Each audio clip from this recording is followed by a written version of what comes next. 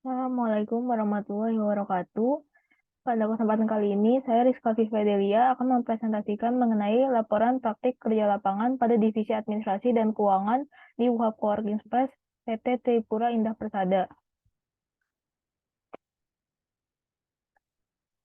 Yang pertama yang akan dibahas adalah profil umum perusahaan. Jadi, UHAP Coworking Space ini dibangun pada bulan April 2017 oleh Charles Lee di lantai 6 gedung wirausaha dengan luas area sebesar 80 meter persegi. Pada saat itu, Coworking Space telah memiliki tenan sebanyak 3. Lalu pada bulan Februari 2018, Coworking Space resmi pindah ke gedung aneks lantai 5 dengan luas area 299 meter persegi yang berada tepat di belakang gedung wirausaha. Nah, pada saat itu, Coworking Space telah memiliki tenan sebanyak 5. Lalu, pada tahun 2019, di bulan Februari, Coworking Space melakukan renovasi pada rooftop. Hal ini ditujukan agar rooftop tersebut dapat digunakan sebagai layanan jasa penyewaan ruangan. Lalu, visi dari Coworking Space adalah ekosistem for supporting successful startups. Hal ini dimaksudkan agar Coworking Space dapat menjadi tempat untuk para startup dalam mengembangkan ide-ide yang dimiliki. Lalu misi dari Coworking Space adalah funding, mentoring, dan collaboration. Hal ini dimaksudkan bahwa Coworking Space ingin menciptakan ekosistem yang mendukung keberhasilan para startup melalui hal pencarian dana, melakukan pendampingan, dan kolaborasi. Alamat dari UHAP Coworking Space berada di Gedung Wirausaha, Gedung Lantai 5, Aneks, Jalan Haji Rayang Korak Sinasai, Kaflince nomor 5. Nomor teleponnya adalah 021-300-20509. Websitenya www.wuhap.id dan email kontak@wuhap.id. Lalu selanjutnya ada struktur organisasi dari UHAP Coworking Space. Yang pertama itu adalah Presiden Director yang dijabat oleh pendirinya yaitu Licia Yang Charles. Tugas dari Presiden Director ini adalah mengembangkan perusahaan, menciptakan strategi bisnis, dan melakukan evaluasi terhadap performa perusahaan. Nah, di bawah Presiden Director ada Director yang dijabat oleh Andi Darmono. Nah, tugas dari Director ini adalah memberitahu kinerja perusahaan UHAP Coworking Space, menciptakan strategi perusahaan, melakukan pengawasan, dan membuat kebijakan atau keputusan untuk perusahaan. Nah, di bawah director ada property manager yang dijabat oleh Eric Charles. Nah, tugas dari property manager ini adalah melakukan pemeliharaan di gedung PT Tripura Indah Persada. Hal ini ditujukan agar terciptanya kualitas keamanan, kenyamanan, dan kepuasan untuk para tenan. Nah, di bawah dari director ini dibagi lagi menjadi 3, yaitu ada community manager, administrative officer, dan facility manager. Nah, community manager ini dijabat oleh Dania Mentari Danuza. Tugas dari community manager ini adalah untuk menciptakan interaksi dan hubungan dengan audiens melalui media sosial. Administrative officer dijabat oleh Siti Nurhayati yang memiliki tanggung jawab untuk melakukan segala kegiatan administrasi dan korespondensi kepada para tenan dan customer potensial yang mengunjungi atau menghubungi UHAP Coworking Space. Lalu selanjutnya ada Facility Manager yang dijabat oleh Fitri Cynthia Dewi. Nah, tugas dari Facility Manager ini adalah menyusun dan memastikan bahwa kebutuhan atau fasilitas yang dimiliki oleh UHAP Coworking Space dapat memenuhi keperluan para tenan. Nah, itu Facility Manager memiliki tugas untuk membangun hubungan dengan para tenan dan membuat kontrak kepada customer atau tenan yang ada di UHAP Coworking Space. Nah, di bawah Community Manager ada Business Development dan Digital Media Associate and Social Media Marketing. Nah, Business Development ini dijabat oleh Hasan Rifai dan Bagus Riono. Nah, selain itu, Business Development ini juga dimiliki oleh Facility Manager. Nah, tugas dari Business Development ini adalah memperkenalkan merek dan produk yang ada di UHAP Coworking Space serta menghubungi para customer atau pelanggan potensial WUHAP coworking space. Nah, untuk digital media associate and social media marketing memiliki tugas untuk membuat konten, materi, dan desain yang nantinya ditujukan untuk mempromosikan WUHAP coworking space serta berkoordinasi dengan community manager dalam membuat desain komunikasi grafis. Lalu di bawah facility manager ada finance internship yang dijabat oleh saya. Tugas dari finance internship ini adalah melakukan pembuatan offer letter, pembuatan weekly financial report, pembuatan surat pemberitahuan piutang, pembuatan laporan amortisasi, dan berkoordinasi dengan facility manager mengenai segala kegiatan administrasi. Lalu untuk marketing communication dijabat oleh Anifah Rahmawati. Nah, tugas dari marketing communication ini adalah untuk membangun hubungan dengan pengunjung yang potensial dan melalui media sosial. Marketing communication ini juga bertanggung jawab untuk menghubungi pengunjung atau klien secara langsung. Lalu yang terakhir ada community partner. Nah, community partner ini memiliki tugas untuk melakukan riset tentang partner dan para pemangku kepentingan. Selanjutnya ada pelaksanaan kerja. Jadi ada beberapa pekerjaan yang dilakukan oleh praktikan. Yang pertama itu adalah membuat weekly financial report. Jadi perusahaan itu membutuhkan suatu dasar informasi dalam pengambilan keputusan. Nah, pada WUHAP coworking space, weekly financial report digunakan sebagai dasar untuk melakukan pengambilan keputusan. Nah, nantinya laporan ini ditujukan untuk mengamati semua kegiatan keuangan dalam jangka pendek dan memberikan gambaran yang integral dan menyeluruh mengenai performa WUHAP coworking space. Nah, alur pembuatan weekly financial report itu yang pertama adalah membuka file data invoice out 2022 yang terletak di Google Drive wuhap.id@gmail.com. Lalu selanjutnya membuka file laporan bulanan income Januari hingga seterusnya 2022.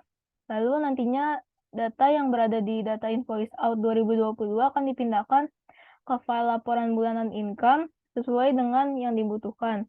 Selanjutnya membuka data news dashboard sesuai dengan minggu yang bersangkutan. Nah, nantinya di dalam file tersebut akan dibuat diagram tentang nilai invoice yang diterima, lalu membuat diagram lain mengenai nilai invoice, pembayaran yang diterima, dan account receivable. Nah, selanjutnya juga akan dibuatkan diagram untuk mengetahui jumlah upload dan download yang dilakukan selama seminggu di WUHAP coworking space. Lalu dilanjut dengan pembuatan diagram inquiry yang ditujukan untuk mengetahui seberapa banyak konsumen yang mengunjungi atau menghubungi WUHAP coworking space. Nah, yang terakhir, nantinya setiap diagram tersebut akan dipindahkan ke dalam bentuk Microsoft PowerPoint. Nah, berikut merupakan gambar atau alur pembuatan weekly financial report. Nah, selanjutnya yang kedua itu adalah pembuatan laporan amortisasi. Nah, amortisasi dapat didefinisikan sebagai aset tidak berwujud yang diturunkan nilainya dalam jangka waktu tertentu. Jadi, amortisasi dapat dikatakan mengacu pada pengurangan pembayaran biaya pokok dan bunganya. Dalam melaksanakan praktik kerja lapangan di WUHAP coworking space, laporan amortisasi ditujukan untuk membuat penyesuaian kemampuan pembayaran berdasarkan periode yang telah ditentukan. Nah, selain itu, tujuan dari pembuatan amortisasi ini adalah untuk mengetahui besaran nilai yang mampu dibayarkan oleh para tenan berdasarkan periode yang telah ditentukan per bulannya. Nah, alur untuk pembuatan laporan amortisasi ini adalah yang pertama, membuka file laporan pembayaran 2022 di Google Drive wuhap.id@gmail.com. Lalu nantinya data tersebut akan dipindahkan ke amortisasi report WUHAP 2022 yang file tersebut telah dikirimkan oleh facility manager. Selanjutnya yang ketiga, membuat surat pemberitahuan piutang. Nah, piutang merupakan salah satu komponen penting yang ada di laporan keuangan. Nah, hal ini dikarenakan piutang dapat memberikan risiko kerugian jika tidak dikelola dengan baik. Nah, untuk menciptakan pengolahan manajemen dan mengontrol kerugian, WAP Coworking Space melakukan penagihan terhadap piutang usaha jatuh tempo melalui surat pemberitahuan. Nah, alur dari pembuatan surat pemberitahuan piutang ini adalah yang pertama, membuka file data invoice out 2022 yang terletak di Google Drive wuhat.id@gmail.com. Lalu menentukan nama dan total piutang para tenan yang telah jatuh tempo. Selanjutnya, mencatat nama dan total piutang dari para tenan yang telah jatuh tempo mengenai piutangnya tersebut. Lalu selanjutnya, memasukkan nomor surat keluar pada WAP Database Master yang terletak di Google Drive wuhat.id@gmail.com. Selanjutnya, membuat surat pemberitahuan piutang usaha jatuh tempo, lalu dibuatlah template email untuk penagihan piutang usaha, dan yang terakhir adalah mengirimkan surat tersebut kepada para tenan yang memiliki piutang usaha jatuh tempo. Nah, nantinya jika tenan tetap tidak mau melakukan pembayaran, maka ada beberapa langkah yang diambil. Yang pertama itu tadi mengenai mengirimkan surat pemberitahuan piutang usaha jatuh tempo langsung ke alamat tenan. Yang kedua, akan dikirimkannya surat peringatan ke alamat tenan. Dan yang ketiga, jika memang tidak ada itikat baik, maka masalah tersebut akan dibawa ke pihak hukum untuk diselesaikan. Nah, yang terakhir, jika tenan menghilang atau bangkrut, maka akan dilakukan pencatatan piutang usaha tak tertagih. Nah, berikut merupakan contoh dari surat pemberitahuan. Yang selanjutnya ada pembuatan offer letter.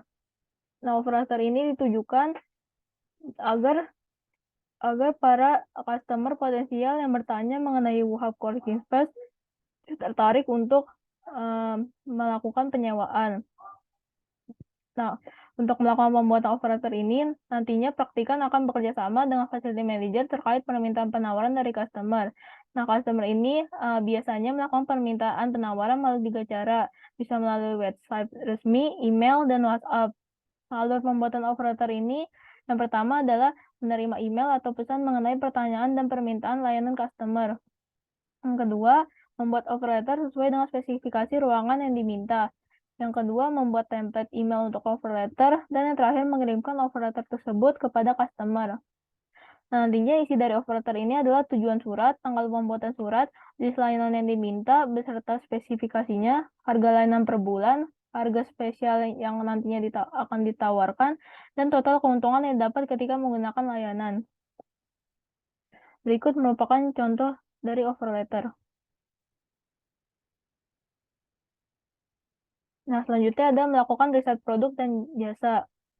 Jadi, praktikan selama melakukan praktek kerja lapangan, melakukan riset terhadap produk dan jasa. Nah, riset produk ini dilakukan untuk memenuhi kebutuhan operasional WAP Coworking Space dan memenuhi kebutuhan akan WAP Coworking Space 2.0 yang dibangun di daerah Sabang.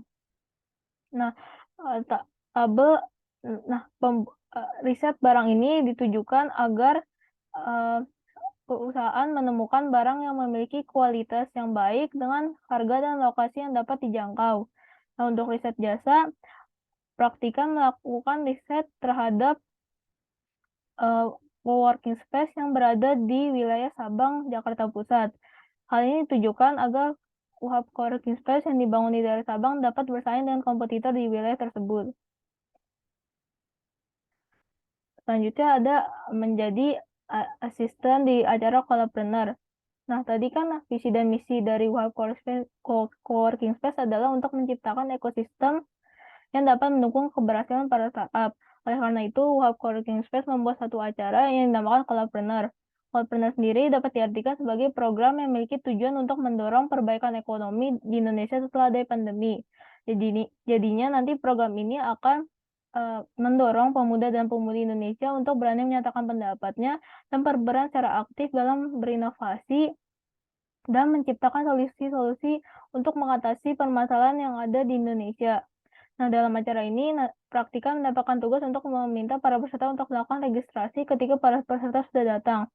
Selain itu, praktikan juga akan menghubungi peserta yang belum datang ketika acara yang diselenggarakan akan segera dimulai. Nah, selain menjadi penerima registrasi, praktikan juga menyusun kebutuhan pembayaran yang nantinya digunakan untuk realisasi dana. Nah, realisasi dana ini ditujukan agar perusahaan dapat melakukan perbaikan dan evaluasi, serta memperkirakan besarnya dana yang dibutuhkan di masa yang akan datang. Selain itu, realisasi dana ini bertujuan untuk mengetahui efektivitas dari dana yang digunakan. Jadi selama melakukan praktik kerja lapangan, ada beberapa kendala yang dialami oleh praktikan. Yang pertama itu adalah waktu kerja. Jadi waktu kerja yang dianut oleh WAP Coworking Space adalah waktu kerja yang fleksibel. Hal ini membuat praktikan cukup merasa kesulitan, dikarenakan praktikan harus selalu sedia jika tiba-tiba dibutuhkan. Nah, solusi dari kendala ini adalah praktikan mencoba untuk memperbaiki dan meningkatkan manajemen waktu sehingga dapat beradaptasi dengan cepat ketika tiba-tiba dibutuhkan oleh WAP Coworking Space. Kalau WAP Coworking Space, praktikan akan mengatur pola tidur, pola makan, dan langsung mengerjakan tugas jika diminta. Yang kedua adalah penyimpanan dokumen. Jadi di WAP Coworking Space ada beberapa file yang terletak di tempat yang berbeda. Hal ini membuat praktikan merasa cukup kesulitan. Solusi dari kendala ini adalah praktikan akan berusaha untuk mencatat, memahami, dan menganalisis terlebih dahulu file-file tersebut, lalu mengkonfirmasi atau bertanya ke facility manager sebelum mengerjakan laporan dan surat. Kesimpulan. Jadi kesimpulan dari melakukan praktik kerja lapangan adalah praktikan dapat mengaplikasikan ilmu dan teori yang telah diterima di bangku perkuliahan ke dalam dunia kerja. Nah, tidak hanya mengaplikasikan ilmu saja, praktikan juga mendapatkan ilmu baru yang di luar ilmu mengenai keuangan. Dan itu praktikan juga menemukan beberapa kendala saat melakukan kegiatan kerja. Tapi kendala-kendala tersebut dapat diselesaikan dengan adanya bimbingan dan melakukan evaluasi.